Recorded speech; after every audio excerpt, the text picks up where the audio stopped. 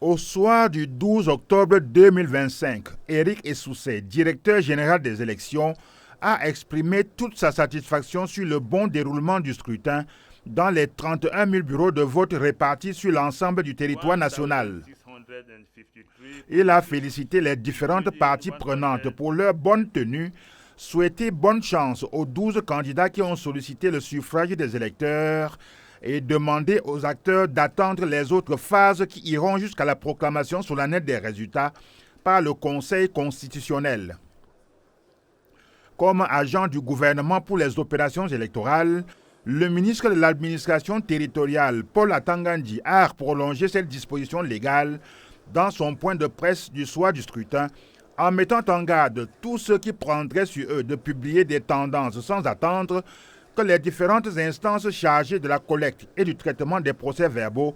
de la gestion du contentieux électoral et de la proclamation des résultats officiels fassent leur travail. Étant entendu que la circonscription électorale est nationale et non locale. En attendant donc, la vie reprend son cours normal dans les 10 régions du pays, sous le signe des attentes et des espérances. Toutefois, avec les progrès du numérique, une foule d'informations continue de crépiter sur les réseaux sociaux.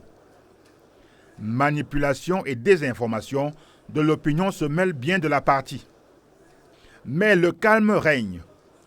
On retient que cette campagne s'est déroulée globalement dans le respect mutuel entre les candidats, la mise en œuvre d'une compétition électorale saine,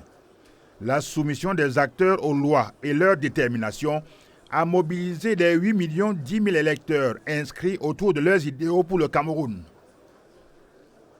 Pourquoi ne pas observer que les 12 candidats en lice n'ont pas failli à l'impérieuse nécessité de préserver la paix,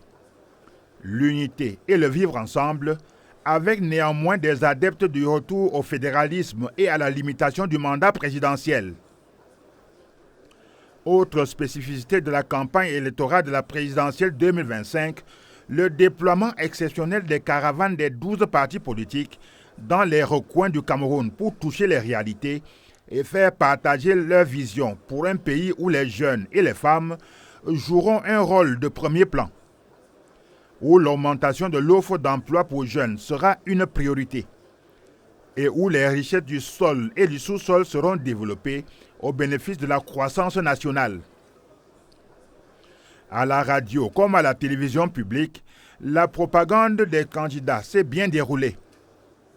Fort heureusement aussi, la pression du Conseil national de la communication a amené les promoteurs des chaînes privées à suspendre tous les programmes susceptibles de mettre en péril l'accès équitable à la presse audiovisuelle des entrepreneurs politiques en compétition.